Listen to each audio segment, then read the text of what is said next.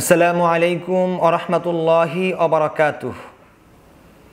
পৃথিবী ছেয়ে গেছে মূর্খতায়, তাই আজ প্রতিটি মসজিদের মেম্বারে, মাহফিলের স্টেজে, সেমিনার এবং সভাতে আজকে যারা বক্তব্য রাখছে তাদের মধ্যে মূর্খ মানুষের আনাগোনা বেড়ে গেছে। এমনও আলিম, মুহাদ্দিস, মুফাসসির নামদারি বক্তারা আজকে স্টেজে কথা বলছে, যাদের কোন জায়গায় সুবহানাল্লাহ বলতে হবে, কোন জায়গায় আলহামদুলিল্লাহ বলতে হবে, কোন জায়গায় নাউজুবিল্লাহ বলতে হবে, এই সামান্য জ্ঞানটুকু নেই। আজ এমন একজন জ্ঞানের জগতের মিসকিনের কথা, তার এক্সরে রিপোর্ট আপনাদের সামনে তুলে ধরতে যাচ্ছি। চলুন শুরু করা যাক। উনার মতো ভালো হুজুর, উনি মেম্বারও হইতে চায় না, চেয়ারম্যানও হতে চায় না, এমপিও হতে চায় না, এবং যারা মেম্বার, চেয়ারম্যান, এমপি হতে চায় তাদের দলও করে না। এবং হুজুর ঘোষণা করেন বাংলাদেশের বর্তমান পরিচিত কামিল মাদ্রাসাগুলোর একবারে ওয়ান পর্যায়ে, একবারে সুপার লেভেলে, নাম বললে সবাই চিনে ফেলবেন। ওই মাদ্রাসার প্রিন্সিপাল কয়দিন আগে তাদের এক ছাত্রের অনুষ্ঠানে বলেছে, আমরা দুনিয়ার গদি চাই না, আমরা আখেরাতের জান্নাত চাই, এই জন্য আমরা দুনিয়ার কোনো রাজনীতি করি না, তোমরাও করবে না। ছাত্ররা বলে সুবহানাল্লাহ। আমি বলি বলা দরকার ছিল নাউজুবিল্লাহ। একজন মুহাদ্দিস দাবিদার, মুফাসসির দাবিদার যখন কোন জায়গায় নাউজুবিল্লাহ বলতে হবে আর কোন জায়গায় সুবহানাল্লাহ বলতে হবে, এই বোর্ডটুকু এরকম মুহাদ্দিস, মুফাসসির দাবিদারের না থাকে, তখন আমি এই বিষয়টাতে দুঃখিত হয়ে আমি নাউজুবিল্লাহ বলি, কষ্ট পেয়ে আমি নাউজুবিল্লাহ বলি।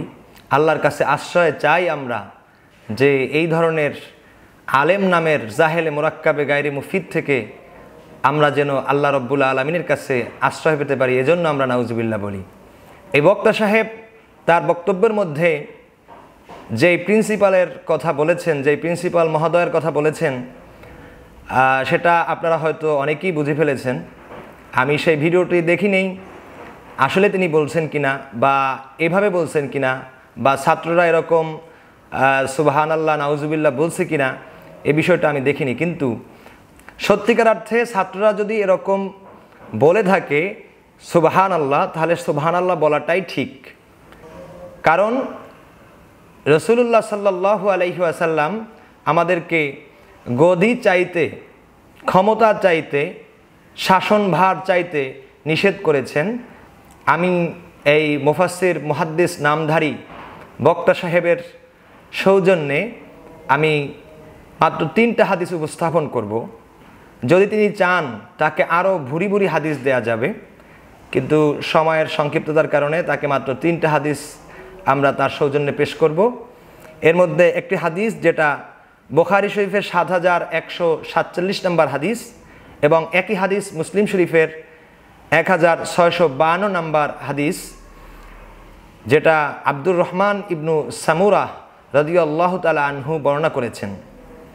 তিনি বলেন, কাল আলী রসুল্লাহি সাল্লাল্লাহু আলাইহি ওয়াসাল্লাম, রসুল্লাহ সাল্লাল্লাহু আলাইহি ওয়াসাল্লাম আমাকে বলেছেন, লা তাসআলিল ইমারাহ, হে আব্দুর রহমান, তুমি শাসন ক্ষমতা, গদি চেও না। ফাইন্নাকা ইন উতিতাহা আন মাসআলাতিন, যদি তুমি তোমার চাওয়ার কারণে ওই গদি পেয়ে যাও, তোমাকে গদি দেয়া হয়, উকিলতা ইলাইহা, তাহলে তোমার উপরই এর সমস্ত দায়ভার বর্তাবে। আর যদি ওয়া ইন উতিতাহা আন গায়রি মাসআলাতিন, যদি তোমার চাওয়া ছাড়া তোমাকে দেয়া হয়, তাহলে উইনতা আলাইহা, তোমাকে ওই দায়িত্বের উপরে সাহায্য করা হবে, আল্লাহর পক্ষ থেকে তোমার উপরে সাহায্য থাকবে। হাদিসে রাসূলুল্লাহ সাল্লাল্লাহু আলাইহি ওয়াসাল্লাম স্পষ্ট বলছেন যে তোমরা দায়িত্ব, ক্ষমতা, গদি এটা চেও না। তো যেই প্রিন্সিপাল মহোদয়ের কথা বলা হয়েছে, প্রিন্সিপাল মহোদয় তিনি তো এই হাদিসের অনুসরণেই তিনি গদি না চাওয়ার ব্যাপারটা সেখানে উপস্থাপন করেছেন, এবং তার এই কথা বলাটা, তার যে উপস্থাপনটা, এটা হাদিস বুখারী শরীফ এবং মুসলিম শরীফের হাদিস অনুযায়ী হয়েছে বিধায় ছাত্ররা তারা এখানে সুবহানাল্লাহ বলেছে, এবং এটাই ঠিক আছে, যেহেতু তার কথা কোরআন সুন্নাহ অনুযায়ী হয়েছে, সুবহানাল্লাহ বলবে, এটাই তো স্বাভাবিক। বুখারী শরীফের 3493 নম্বর হাদিস, রাসূলুল্লাহ সাল্লাল্লাহু আলাইহি ওয়াসাল্লাম বলেছেন, তাজিদুনা মিন খাইরিন নাসি আশাদ্দাহুম কারাহিয়াতান লিহাযাল আমরি হাত্তা ইয়াকা ফীহি। রাসূলুল্লাহ সাল্লাল্লাহু আলাইহি ওয়াসাল্লাম বলেছেন, এই শাসনভারকে যাহারা কঠোরভাবে ঘৃণা করবে তাদেরকে তোমরা পৃথিবীর সমস্ত মানুষের মধ্যে সর্বোত্তম মানুষ হিসাবে পাইবা। কতক্ষণ পর্যন্ত? যতক্ষণ না তারা এই শাসনভারের ফিতনায় নিপীড়িত না হয়। মানে শাসনভারের ফিতনায় যে পড়বে, পড়ার আগ পর্যন্ত সে পৃথিবীর সমস্ত মানুষের মধ্যে সবচাইতে উত্তম মানুষ হিসাবে থাকবে। তাহলে শাসন ক্ষমতা বা গদি না চাওয়া এটা উত্তম মানুষের আলামত, উত্তম মানুষের লক্ষণ। এটা আপনি যতই ক্রিটিসাইজ করুন, বিদ্রোপ করুন না কেন, এটা রাসূলুল্লাহ সাল্লাল্লাহু আলাইহি ওয়াসাল্লামের হাদিস দ্বারা প্রমাণিত। আপনি যদি কোনো আলেমকে, কোনো পৃথিবীর কোনো মানুষকে যদি আপনি নিন্দা করেন, বিদ্রোপ করেন, আপনি যদি ক্রিটিসাইজ করেন, সেটা পক্ষান্তরে রাসূলুল্লাহ সাল্লাল্লাহু আলাইহি ওয়াসাল্লামের হাদিসকে বিদ্রোপ করা, রাসূলুল্লাহ সাল্লাল্লাহু আলাইহি ওয়াসাল্লামকে বিদ্রোপ করা, রাসূলুল্লাহ সাল্লাল্লাহু আলাইহি ওয়াসাল্লামকে ক্রিটিসাইজ করা। তৃতীয় আর একটা হাদিস, যেটা আবু দাউদ শরীফের 2933 নম্বর হাদিস, আনিল মিকদাম ইবনে মাদি কারিবা রাদিয়াল্লাহু তাআলা আনহু আন্না রাসূলুল্লাহি সাল্লাল্লাহু আলাইহি ওয়াসাল্লাম আফলাহতা ইয়া কুদাইম ইন মিত্তা ওয়ালাম তাকুন আমিরান ওয়ালা কাতিবান ওয়ালা আরিফান।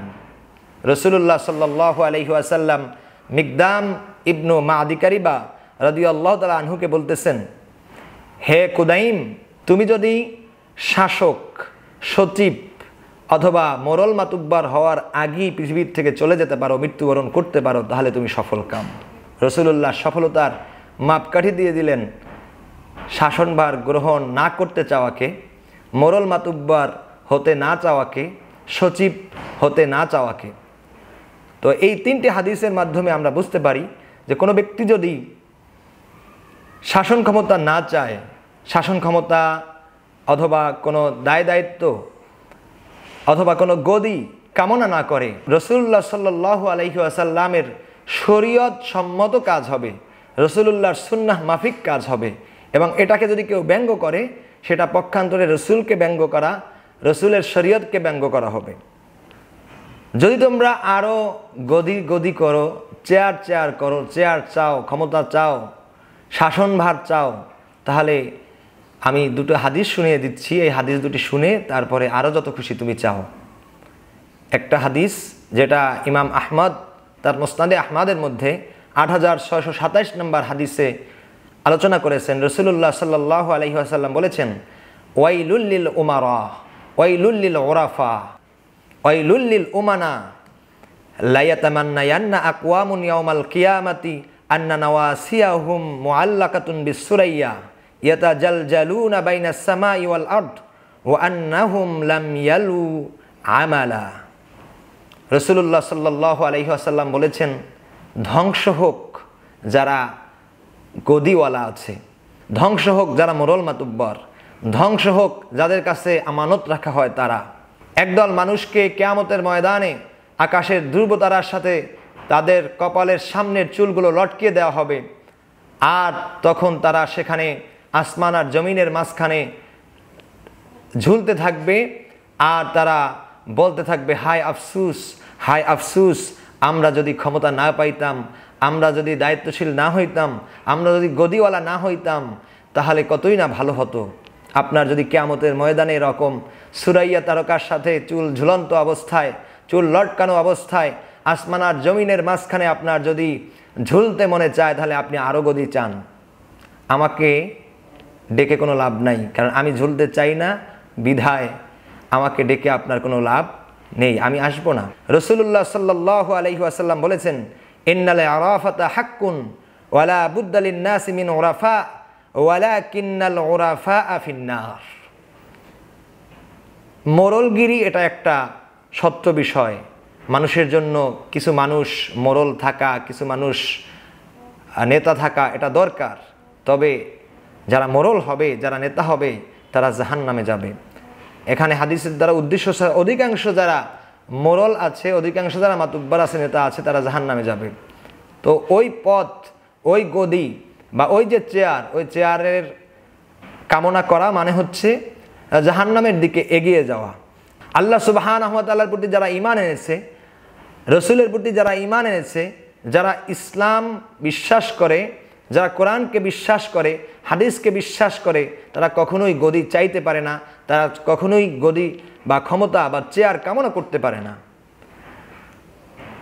সম্মানিত দর্শক ও শ্রোতা মণ্ডলী, কামিল মাদ্রাসার প্রিন্সিপাল, বড় আলেম, বড় কামিল মাদ্রাসা বললে আপনারা চিনে ফেলবেন। এবার ভাবেন কোন মানের মাদ্রাসা। বাংলাদেশে 3টা কামিল মাদ্রাসার নাম বললে তার ওই নাম বলতে হবে। প্রিন্সিপাল বলছে যে আমরা দুনিয়ার গদি চাই না, জান্নাত চাই। তাহলে রাসূলুল্লাহ শুধু গদি চাইছে, রাসূল জান্নাত চাই না। উনি নবী মুহাম্মদের চেয়ে বেশি মুত্তাকি। নাউযুবিল্লাহ মিন যালিক। উনি ওনার এই কথার মাধ্যমে উনি প্রমাণ করতে চেয়েছেন যে রাসূলুল্লাহ সাল্লাল্লাহু আলাইহি ওয়াসাল্লাম জান্নাত চেয়েছেন, ঠিক আছে, পাশাপাশি গদিও চেয়েছেন। এটা একটা রাসূলুল্লাহ সাল্লাল্লাহু আলাইহি ওয়াসাল্লামের উপরে মিথ্যাচার।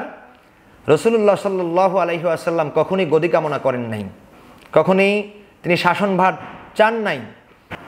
মুসলিম শরীফের 1826 নম্বর হাদিসটা যদি আমরা দেখি তাহলে আমাদের কাছে স্পষ্ট হবে যে আসলে রাসূলুল্লাহ সাল্লাল্লাহু আলাইহি ওয়াসাল্লাম কখনো গদি কামনা করেছেন কিনা, কখনো ক্ষমতা চেয়েছেন কিনা। আন আবি যারিন রাদিয়াল্লাহু তাআলা আনহু কুলতু ইয়া রাসূলুল্লাহ আলা তাস্তামিলুনি। আবু যার গিফারি রাদিয়াল্লাহু তাআলা আনহু থেকে বর্ণিত, তিনি বলেন, আমি রাসূলুল্লাহ সাল্লাল্লাহু আলাইহি ওয়াসাল্লামকে বললাম, হে আল্লাহর রাসূল, আপনি কি আমাকে একটা দায়িত্ব দিবেন না? আপনি কি আমাকে একটা জায়গায় কর্মী নিয়োগ করবেন না, বা আপনাকে আমিন নিয়োগ করবেন না? ক্বালা রাসূলুল্লাহি সাল্লাল্লাহু আলাইহি ওয়াসাল্লাম, রাসূলুল্লাহ সাল্লাল্লাহু আলাইহি ওয়াসাল্লাম বলছেন, ইয়া আবা যার ইন্নী আরাকা দাঈফা। ও আবু যার, আমি তোমাকে দুর্বল দেখি, তোমাকে দুর্বল হিসেবে মনে করি। কারণ পৃথিবীর সব মানুষ আমরা দুর্বল। আল্লাহ সুবহানাহু ওয়া তাআলা নিজেই বলেছেন, খলিকাল ইনসানু দাঈফা, মানুষকে দুর্বল করে সৃষ্টি করা হয়েছে, দুর্বলতা তার আছেই। এরপর রাসূল বলতেছেন, ওয়া ইন্নী উহিব্বু লাকা মা উহিব্বু লিনাফসি। শোনো আবু যার, আমি তোমার জন্য তাই পছন্দ করি যা আমি মুহাম্মদ সাল্লাল্লাহু আলাইহি ওয়াসাল্লাম নিজের জন্য পছন্দ করি। মানে রাসূল আবু যারের জন্য তা পছন্দ করেন যা নিজের জন্য পছন্দ করেন, যা নিজের জন্য পছন্দ করেন না আবু যারের জন্য পছন্দ করেন না। এরপর রাসূল বলতেছেন, লা তা'মারান্না আলা ইসনাইন, তুমি 2 জন ব্যক্তির উপরেও আমিন নিয়োগ হইও না। 10, 20, 100, 1000, 1 লক্ষ মানুষ অথবা 16 কোটি মানুষের উপরে আমিন নিয়োগ হওয়া তো বহুত দূরের কথা। তুমি 2 জন মানুষের উপরেও আমিন নিয়োগ হও না, এমারাত চেও না। এই কথা রাসূলুল্লাহ সাল্লাল্লাহু আলাইহি ওয়াসাল্লাম আবু যারকে বলতেছেন।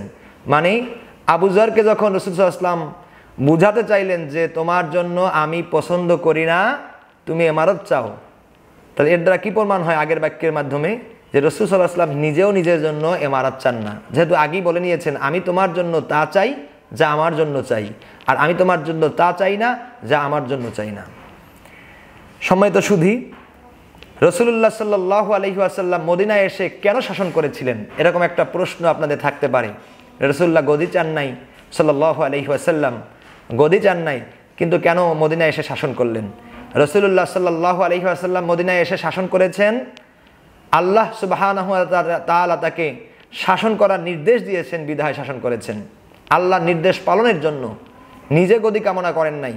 নিজে যদি গদি কামনা করতেন তাহলে মক্কায় যখন তাকে মক্কার মুশরিকরা বলেছিল, হে মুহাম্মদ তুমি তোমার দাওয়াতি কাজ বন্ধ করো, যদি বন্ধ করো তাহলে আমরা তোমাকে মক্কার শাসনভার দিয়ে দিব, তখন রাসূলুল্লাহ সাল্লাল্লাহু আলাইহি ওয়াসাল্লাম আমাদের এই তথাকথিত হেকমতি ভাইদের মতো চাইলে হেকমত করে ক্ষমতাটা গ্রহণ করে তারপর ইসলাম কায়েম করতে পারতেন, কিন্তু সেটা করেন নাই, কারণ রাসূল গদি চান না।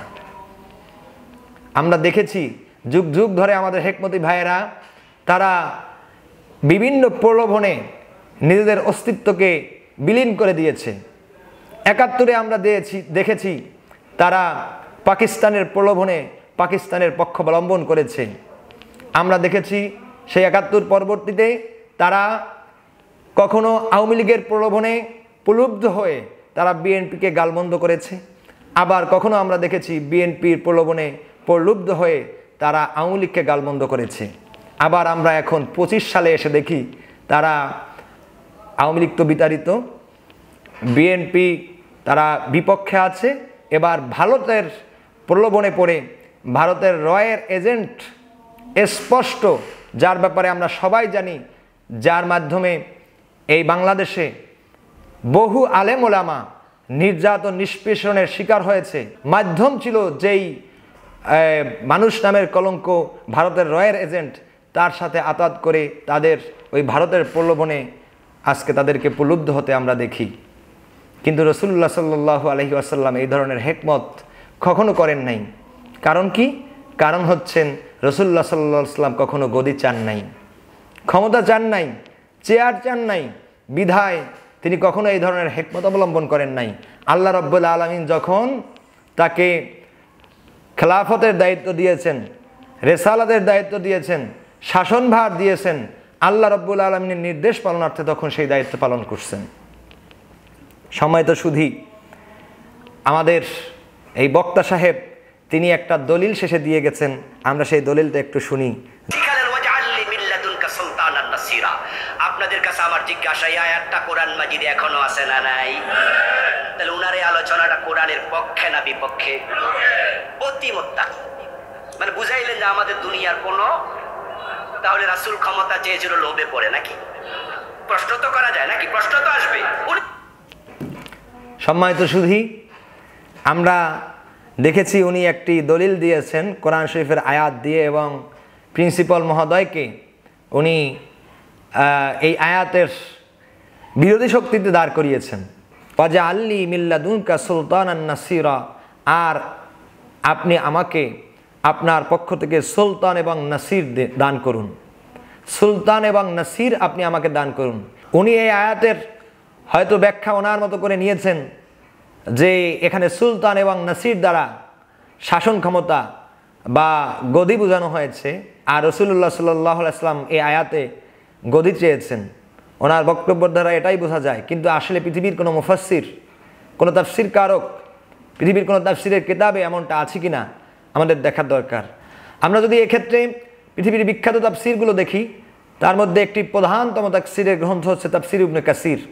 এখানে তাফসির ইবনে কাসিরের মধ্যে এসেছে ফাসআলা সুলতানান নাসিরা লিকিতাবিল্লাহি ওয়া লিহুদুদিল্লাহি ওয়া লিফারাইদিল্লাহি ওয়া লিইকামাতিদ্দিন ফাইন্নাস সুলতানা রাহমাতুন।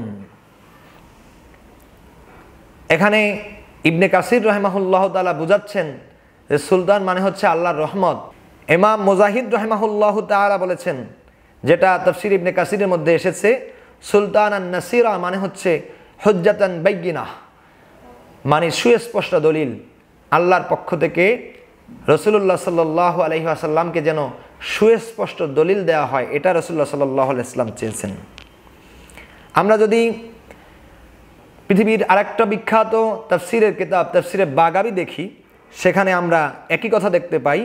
ইমাম মুজাহিদ রহমাতুল্লাহি আলাইহি বলেছেন, ওয়াজআলনি মিন লাদুনকা সুলতানান নাসিরা, ক্বালা মুজাহিদুন হুজ্জাতুন বাইয়িনাহ।